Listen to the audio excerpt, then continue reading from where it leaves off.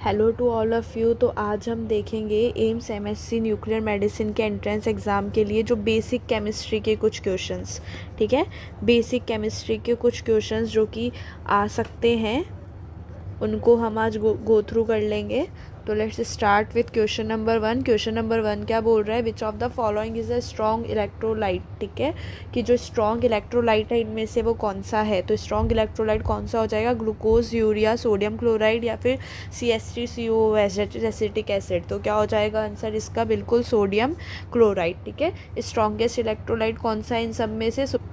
Next question पे चलते हैं, क्वेश्चन नंबर 2। क्वेश्चन नंबर 2 क्या बोल रहा है, the molarity of a solution is defined as. क्या पूछ रहा है, बेसिकली मोलरिटी का फॉर्मूला पूछ रहा है। तो क्या हो जाएगा इसका आंसर, मोलरिटी का फॉर्मूला क्या हो जाता है, मोल्स ऑफ सॉल्यूट अपॉन में volume of solution in litres. तो कौन सा हो जाएगा answer, that is option number A. ठीक है, कि मोल्स कितने हैं सॉल्यूट के अंदर अपॉन में जो volume of solution in litres. ठीक है, वॉल्यूम कितना है सॉल्यूशन का, ये क्या पता पड़ेगा, इससे हमें मोलरिटी पता पड़ जाएगी सॉल्यूशन की। नेक्स्ट क्वेश्चन पे चलते हैं, which of the following elements है द हाईएस्ट इलेक्ट्रोनेगेटिविटी।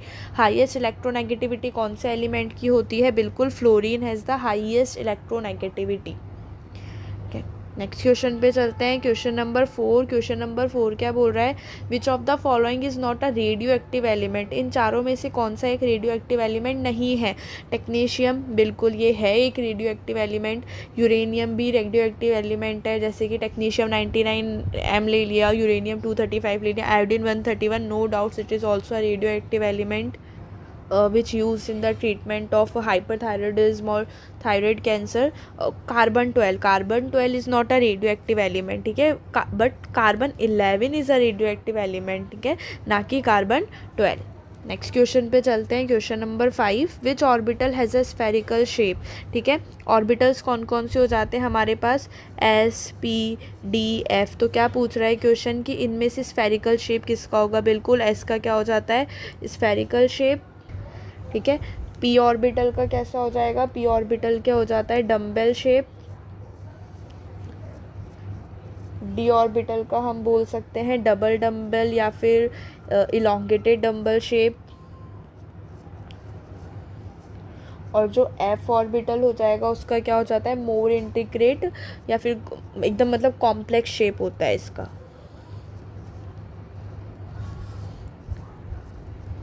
ठीक है, तो स्फेरिकल शेप किसका है, एस ऑर्बिटल का। तो क्या हो जाएगा answer, option number A. Next question पे चलते हैं, question number 6। Which isotope of hydrogen is radio active. ठीक है, हाइड्रोजन का कौन सा आइसोटोप रेडियो एक्टिव है। तो कितने आइसोटोप होते हैं हाइड्रोजन के, 3 होते हैं, प्रोटियम, ड्यूटेरियम, ट्राइटियम। ठीक है, that is 1H1, 1H2 and 1H3। तो now the question is asking which one is radio active, कौन सा रेडियो एक्टिव है या फिर सारी रेडियो एक्टिव है। तो क्या हो जाएगा इसका answer, tritium, only tritium is radio active. ठीक है, नेक्स्ट क्वेश्चन पे चलते हैं, क्वेश्चन नंबर 7। क्वेश्चन नंबर 7 क्या बोल रहा है, which of this bond is the weakest.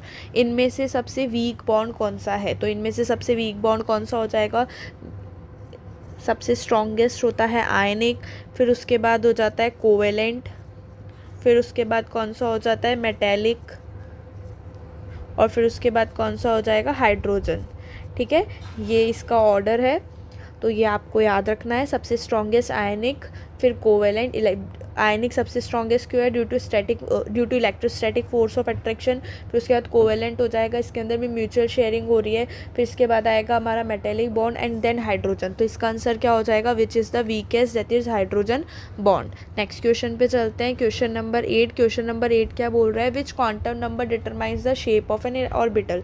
ठीक है, क्वांटम नंबर्स होते हैं principal quantum number, azimuthal quantum number जिसको हम एल से डिनोट करते हैं, magnetic quantum number, spin quantum number. अब ये पूछ रहा है इनमें से कौन सा क्वांटम नंबर है जो कि हमें ऑर्बिटल का शेप बताएगा। प्रिंसिपल क्वांटम नंबर क्या होता है, जो कि हमें number of electrons in the shells बताएगा।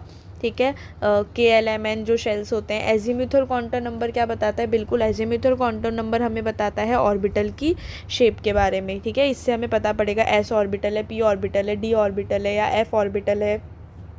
तो उससे हम देख लेंगे कि भाई कौन सा, अगर S है तो वो स्फेरिकल होगा, P है तो डम्बेल होगा, ऐसा। ठीक है, मैग्नेटिक क्वांटम नंबर क्या बताएगा हमें, मैग्नेटिक। ठीक है, तो मैग्नेटिक हमें बता देगा ऑर्बिटल के अंदर, मतलब special orientation of an orbital within a subshell, ये हमें मैग्नेटिक क्वांटम नंबर बताएगा। और हमें स्पिन ऑफ इलेक्ट्रॉन कौन सा बता देगा, स्पिन क्वांटम नंबर। तो इसका आंसर क्या हो जाएगा, शेप ऑफ एन ऑर्बिटल कौन सा बताएगा, azimuthal quantum number which is represented by L. Next question पे चलते हैं। In an exothermic reaction the enthalpy change is, ठीक है, क्या पूछ रहा है क्वेश्चन, एक्सोथर्मिक रिएक्शन के अंदर जो एंथैल्पी चेंज है वो क्या होगा, ठीक है। तो एंथैल्पी चेंज क्या होता है कि कितनी जो एनर्जी है वो गेन हुई है, जो लॉस हुई है वही क्या हो जाता है हमारा एंथैल्पी चेंज, ठीक है। अमाउंट ऑफ एनर्जी गेन और लॉस।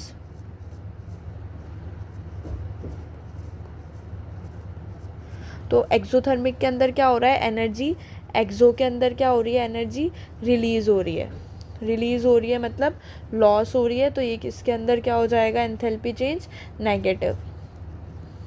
वहीं अगर हम बात करते हैं एंडोथर्मिक चेंज की, एंडोथर्मिक रिएक्शन के अंदर क्या हो रही है, एनर्जी एब्जॉर्ब होती है, गेन हो रही है, तो इसका क्या हो जाता है पॉजिटिव, और एक्सोथर्मिक में क्या हो जाता है नेगेटिव। नेक्स्ट क्वेश्चन पे चलते हैं, question number 10, which block in the periodic table contains the radio active actinides. क्या बोल रहा है क्वेश्चन, कौन सा ब्लॉक है पीरियोडिक टेबल के अंदर जिसके अंदर क्या मिलेंगे हमें, रेडियो एक्टिव एक्टिनॉइड। तो रेडियो एक्टिव एक्टिनॉइड्स हमें कौन से ब्लॉक के अंदर मिलते हैं, एफ ब्लॉक के अंदर, ठीक है, कौन से ब्लॉक में, एफ ब्लॉक में। नेक्स्ट क्वेश्चन पे चलते हैं। क्वेश्चन बोल रहा है टेक्नीशियम जो कि न्यूक्लियर मेडिसिन में यूज़ होता है वो कौन से ग्रुप के अंदर मिलता है, टेक्नीशियम हमें कौन से ग्रुप के अंदर मिलेगा, पीरियोडिक टेबल के ग्रुप नंबर 7 के अंदर, ठीक है। नेक्स्ट क्वेश्चन पे चलते हैं, question number 12, lanthanoids and actinoids are also known as, ठीक है। लैंथेनॉइड्स और एक्टिनॉइड्स को हम और क्या नाम दे सकते हैं, तो जैसा कि हमने देखा कि हमें कौन से में मिलते हैं, एफ ब्लॉक के अंदर, तो हम इसको और क्या बोल सकते हैं, इनर ट्रांजिशन एलिमेंट्स, ठीक है। एफ ब्लॉक का इनर ट्रांजिशन, और डी ब्लॉक की मैं बात करूँ तो वो कौन से हो जाते हैं, ट्रांजिशन एलिमेंट। लैंथेनॉइड और एक्टिनॉइड सीरीज हमें कहाँ मिलती है, एफ ब्लॉक के अंदर, तो हम इसको क्या बोल देंगे, inner transition elements. Next question पे चलते हैं, which group contains highly reactive non metals, ठीक है, कौन से ग्रुप के अंदर हमें हाईली रिएक्टिव नॉन मेटल्स में, तो हाईली रिएक्टिव नॉन मेटल्स कौन क्या होते हैं, हेलोजन्स, और हेलोजन्स कौन से मिलते हैं हमें, ग्रुप नंबर 17 में। तो इसका आंसर क्या हो जाएगा, ग्रुप नंबर 17। नेक्स्ट क्वेश्चन पे चलते हैं, क्वेश्चन नंबर 14। क्वेश्चन नंबर 14 बोल रहा है the D block elements are also known as, अभी मैंने बताया था F block inner transition elements and D block transition elements, तो इसका आंसर क्या हो जाएगा, option number B. Next question बोल रहा है which of the following elements is a synthetic radio active element, ठीक है, इनमें से कौन सा एलिमेंट है जो कि सिंथेटिक रेडियो एक्टिव एलिमेंट होगा।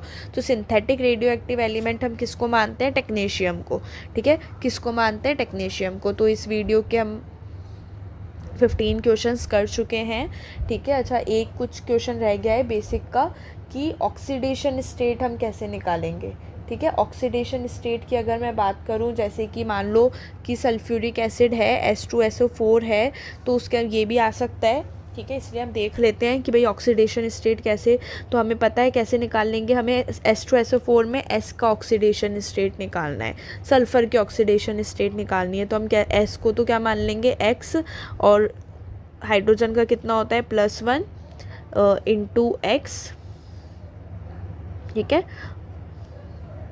प्लस क्या कर देंगे 4 × -2, ठीक है। ऑक्सीजन पे कितना चार्ज होता है -2, तो कितना हो जाएगा 2 + X -8 = 0, ठीक है। अब क्या करेंगे, X को, मतलब X जो हमारा क्या है सल्फ़र, X को इधर रख लेंगे और इसको 8 को वहाँ लेके जाएंगे, ये हो गया प्लस का, 2 को वहाँ लेके जाएंगे, ये हो गया माइनस का, तो क्या हो जाएगा 6। तो सल्फ़र की ऑक्सीडेशन स्टेट क्या आ गई, यहाँ पे हम ऑक्सीडेशन स्टेट की बात कर रहे थे, ऐसा भी क्वेश्चन आ सकता है। तो ऑक्सीडेशन स्टेट क्या हो जाएगी सल्फ़र की +6, ठीक है। तो ये भी देख लेना एक बार। इसके अलावा पैथोलॉजी वगैरह ये भी आ सकती है, तो इसको भी सब गो थ्रू कर लेंगे। बाकी थैंक यू। स्टिल कोई डाउट हो तो प्लीज़ मुझे कमेंट सेक्शन में बताएं।